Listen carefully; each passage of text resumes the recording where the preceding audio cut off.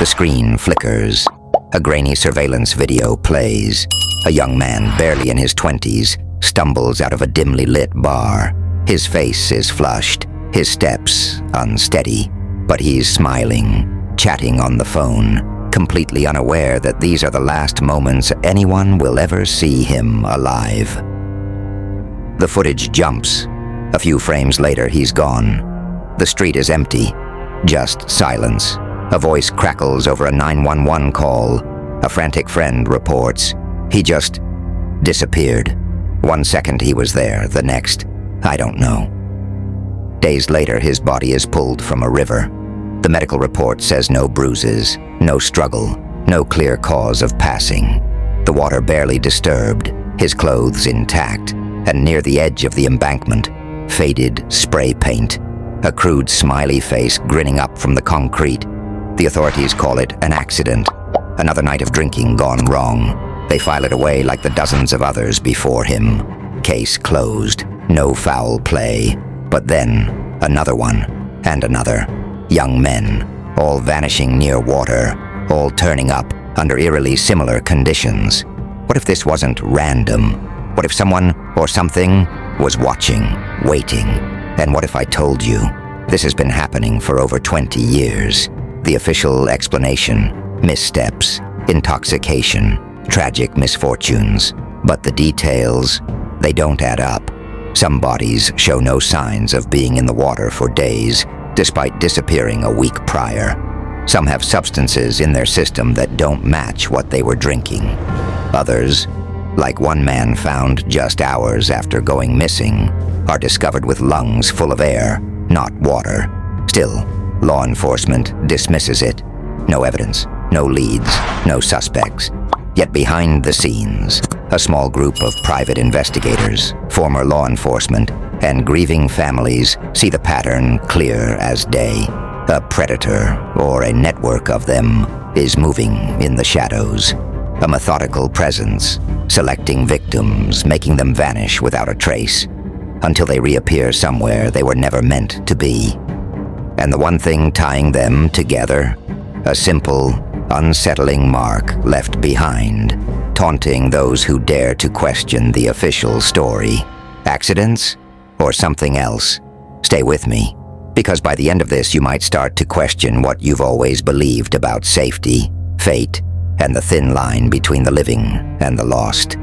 Ethan Wallace was the kind of person people gravitated toward.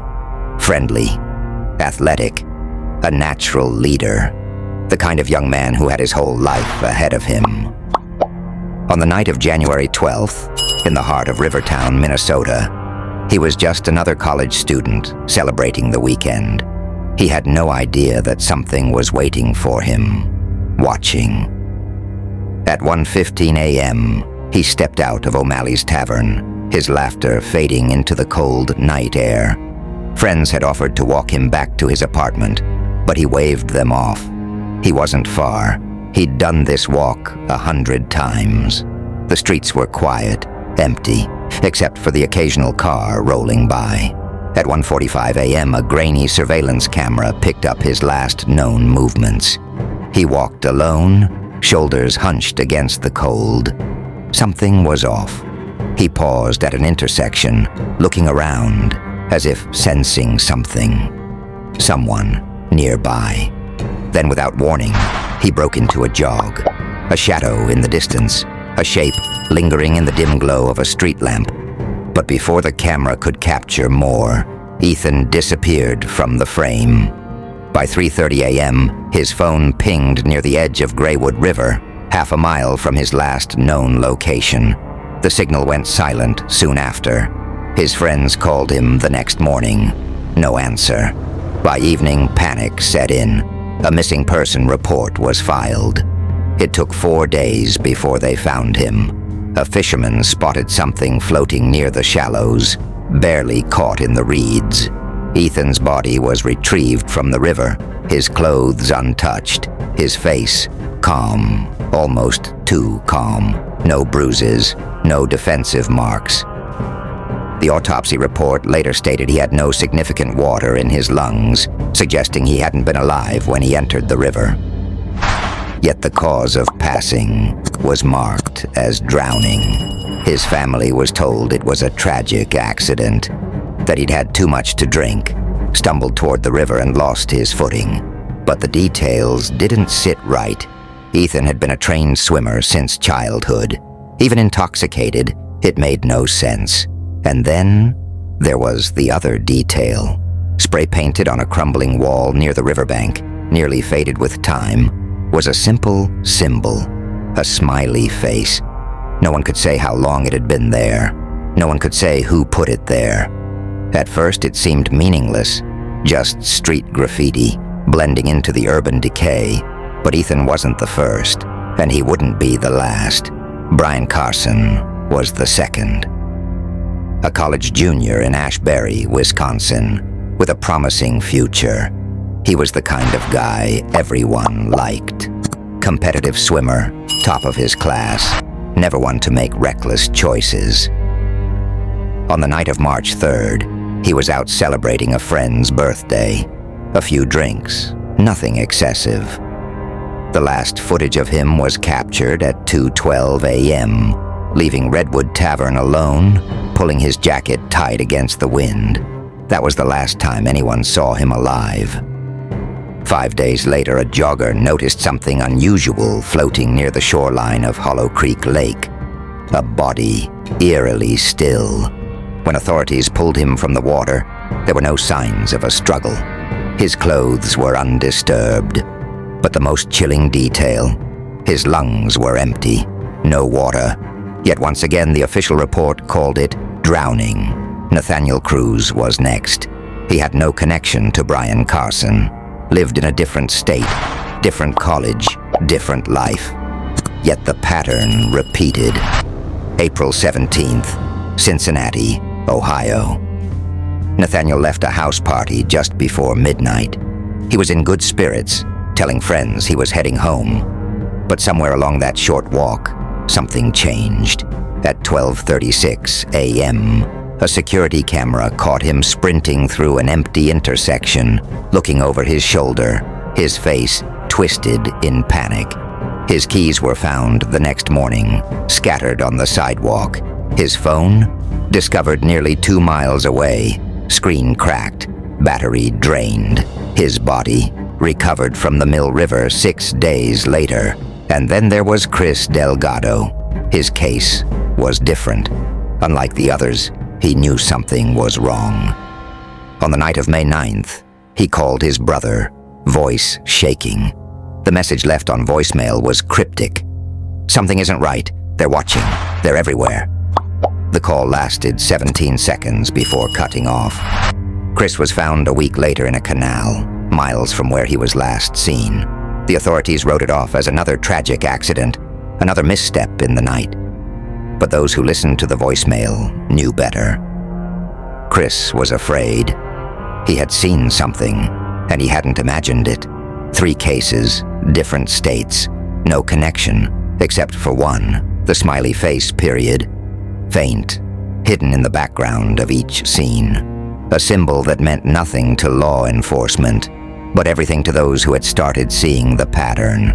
A message, a signature, or worse, a warning. Because if this wasn't random, if someone or something was behind it, it meant they were still out there, watching, waiting, choosing the next name on their list. The pieces weren't random. They fit together too well. One tragic loss might be an accident. 2 could be coincidence. But over 40? Young, athletic men, vanishing under eerily similar conditions, their bodies reappearing days later in shallow waters with no clear struggle, no definitive cause of passing. That wasn't chance. The theory started as a whisper in the early 2000s, first circulating among retired law enforcement. Detectives Kevin Gannon and Anthony Duarte, both with years of experience handling violent crime, noticed the pattern first. They traced the cases, connected the dots. The victims weren't just drunk. Some of them had substances in their system that didn't match what they had consumed that night. Traces of sedatives, chemicals known for disorientation, memory loss. a methodical approach, something meant to make the deaths seem accidental. And then there was the mark, the smiley face, found near more than a dozen locations where victims were last seen, always faded, always in places easy to overlook. Some small, drawn hastily in spray paint. Others elaborate, hidden under bridges, in alleys, on riverbanks. Was it a message, a taunt, or proof of something even more disturbing? An organized group. Authorities dismissed the idea. The police labeled it as a conspiracy theory. There's no evidence of foul play. Drownings happen, but the families knew better. Brian Carson's mother refused to accept the explanation. My son wasn't careless. He wasn't reckless. Someone did this to him. Chris Delgado's brother kept playing the voicemail over and over, hearing the fear in his voice. They're watching. They're everywhere. Nathaniel Cruz's case file sat in a storage room, buried under a stack of other accidental drownings, ignored by law enforcement, forgotten by the public. And yet, someone was still out there. Because the cases never stopped. Young men still disappeared, or still turned up in water, their final moments erased, their deaths ruled tragic but unquestioned. If it wasn't an accident, if this was real, then whoever was behind it had been getting away with it for decades. The questions lingered, buried beneath a growing stack of closed case files. But the more investigators looked, the less the puzzle made sense. The autopsies held the first red flag. Some victims had traces of GHB, a powerful sedative, lingering in their system, a substance that, in the wrong hands, could erase memory, render someone defenseless. The official reports offered no explanations for how it got there. Authorities insisted there was no foul play. Yet some of these young men had no water in their lungs. If they had truly wandered into the river or lake in a drunken haze, their lungs should have been full of it. But the medical reports whispered something different. Some of them were already lifeless before they touched the water. Then there were the eyewitness accounts, fragments of half-remembered details that, on their own, meant nothing. But together, they painted a much darker picture. One woman recalled seeing a dark van idling near the parking lot of a Minneapolis bar the night Brian Carson disappeared. It was gone within minutes. Another bystander in Cincinnati swore they saw a figure lingering near the docks, motionless, watching, just before Nathaniel Cruz vanished. But the most chilling account came from someone who survived. In 2016, a college student in Iowa went missing for nearly 3 hours after leaving a bar. He woke up near a riverbank, dazed, drenched, with no memory of how he got there. I remember walking. I remember crossing the street. Then, nothing. Just blackness. When I came to, I was lying by the water, and before I passed out again, I swear I saw someone standing there, watching me. That detail alone should have been enough to raise alarms, but the case was dismissed. Official explanation? He had too much to drink. Case closed. No further investigation, no follow-up, no attempt to connect it to the dozens of other men who had never woken up at all. And so, the cycle continued. One after another, the disappearances mounted. Different cities, different states, but always the same kind of victim, always the same tragic ending, and always the smiley face. It was almost like someone wanted people to notice, like they were daring the world to figure it out, or worse, mocking the fact that no one ever would. David Larkin never wanted to talk about that night. For years, he pushed it to the back of his mind, telling himself it was nothing, just a bad night, too much to drink, an overactive imagination, but deep down, he knew better. I don't remember much, but I know I wasn't alone. It started like any other evening, drinks with friends, laughter, the buzz of a college town bar, packed with familiar faces. At some point, he got separated from his group. No big deal, he'd done it before. walked home alone plenty of times, but this time, something felt different. As he stepped out into the cold air, a strange heaviness settled in his chest. Not just exhaustion, something else. A feeling he was being watched. David shook it off and kept walking, his apartment only a few blocks away. The streets were mostly empty, except for the occasional car passing in the distance. He glanced over his shoulder. Nothing. But the feeling didn't go away. Halfway home, it hit him, a wave of dizziness so strong his vision blurred. His legs felt heavy, his steps unsteady. His head swam like he'd been drugged, but that didn't make sense. He'd barely had more than a couple of drinks. Then came the shadows, a figure, just out of sight, moving when he moved, stopping when he stopped. He tried to pick up his pace, but his body wouldn't cooperate. His limbs felt sluggish, his thoughts jumbled. He couldn't think straight, couldn't focus. And then, blackness.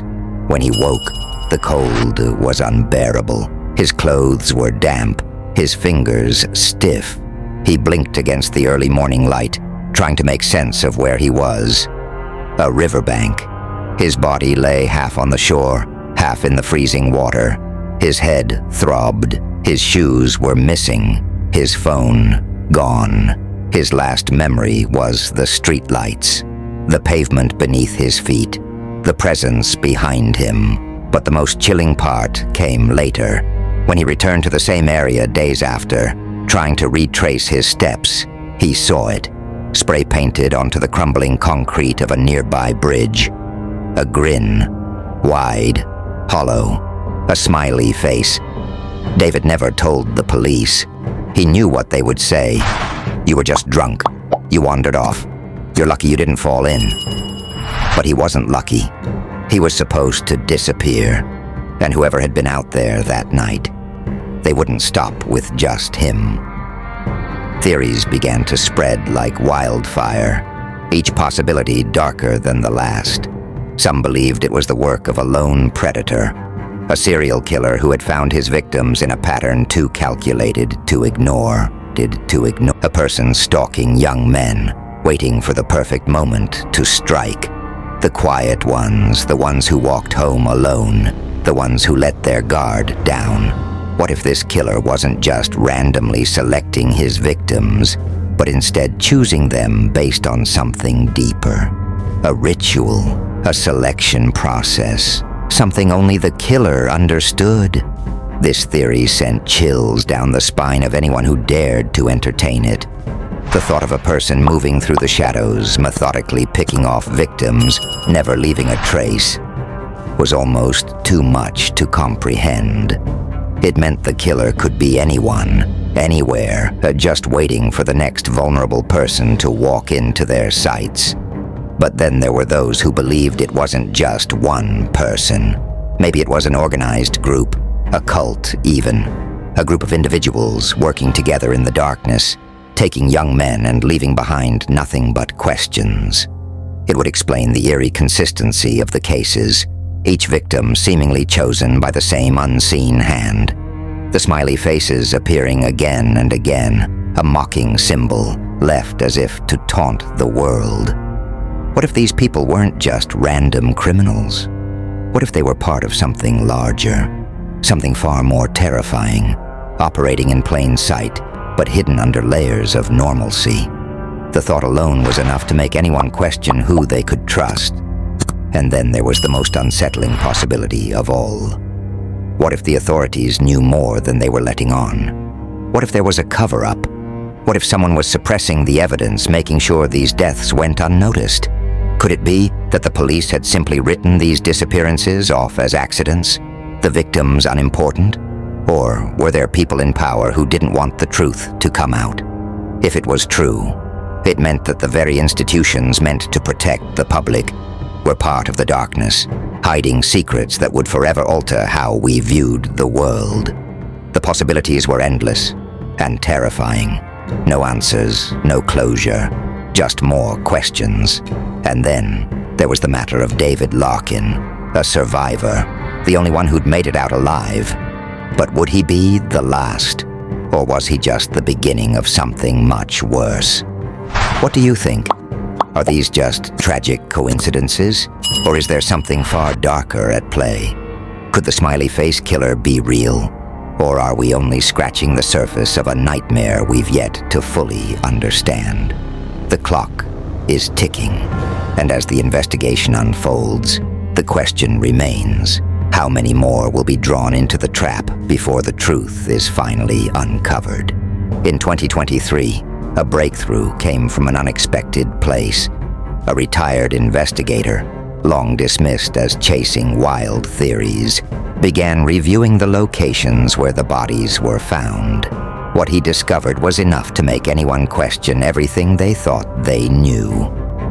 A series of smiley faces had been spray-painted near the scenes of several disappearances. The police had long overlooked the significance of these symbols, dismissing them as random graffiti. But this investigator wasn't so easily fooled. After painstakingly mapping out each site, a chilling pattern began to emerge. It wasn't random, it wasn't a coincidence. The smiley faces weren't just left behind to taunt the victims' families. They were part of something far more disturbing. The locations of the bodies, when plotted on a map, formed a shape that, when viewed from above, resembled a grim symbol, a symbol that could only have been deliberately designed. The implications were staggering. Could this be the work of an organized group, marking their territory as part of some twisted ritual? Or worse, could the map be guiding their next move, a roadmap to more lives lost? The investigator tried to share his findings with local authorities, but his warnings were quickly dismissed, buried under the weight of official reports. And yet, as the months passed, the unease only grew. More young men were disappearing, each case eerily familiar. The police were silent. The families, desperate for answers, were left to fend for themselves. But what was truly terrifying was the fact that the pattern wasn't just growing. It was evolving. The investigators began to question whether these killings had ever truly stopped, or if they had been happening under the radar for years, unnoticed by the public. Were these recent cases connected to the original ones? And if so, did that mean the perpetrators hadn't been caught? Could they still be out there, watching and waiting for the next vulnerable soul? This wasn't just a theory anymore. This was real, and the evidence was piling up faster than anyone could keep track of. The question loomed: if this was true, then they were far from finished. They hadn't stopped. The nightmare was still unfolding. And just when it seemed the investigation had reached its dead end, an unexpected lead surfaced. A chilling voicemail found on a recovered phone that sent shivers down the spine of anyone who heard it. Was it a warning, or the final taunt from those responsible? The clock is ticking, and the question remains: how far does this darkness go, and who will be next? The room fell unnervingly quiet as the final words hung in the air. Whoever they are, they're still out there, and they could be watching right now. The unsettling thought lingered, a heavy weight pressing against your chest. Every shadow seemed darker now, every rustling sound a potential warning. It's the kind of thought that keeps you awake, wondering if the person next to you is who they say they are, or if they are something else entirely. But maybe the most chilling realization is this: you may have never known the truth. Could the smiley face killer really be out there? Could these deaths all be connected? Or is there something even darker lurking beneath the surface that no one's brave enough to uncover? I want to hear your thoughts. Do you think the smiley face killer exists? Was this a carefully orchestrated group? Or is there something even more terrifying at play? Drop your theories below. I read every comment. Let's figure this out together. But before you go, I want to leave you with something even more disturbing. If you think this case is terrifying, Wait until you hear about the man who was buried alive. The chilling details of what he saw before his final breath will leave you questioning everything. You won't want to miss it. So if you haven't already, make sure to like, subscribe, and share this with someone who needs to hear it. The truth is out there, and we're not stopping until it's uncovered. Stay safe, and always question the world around you.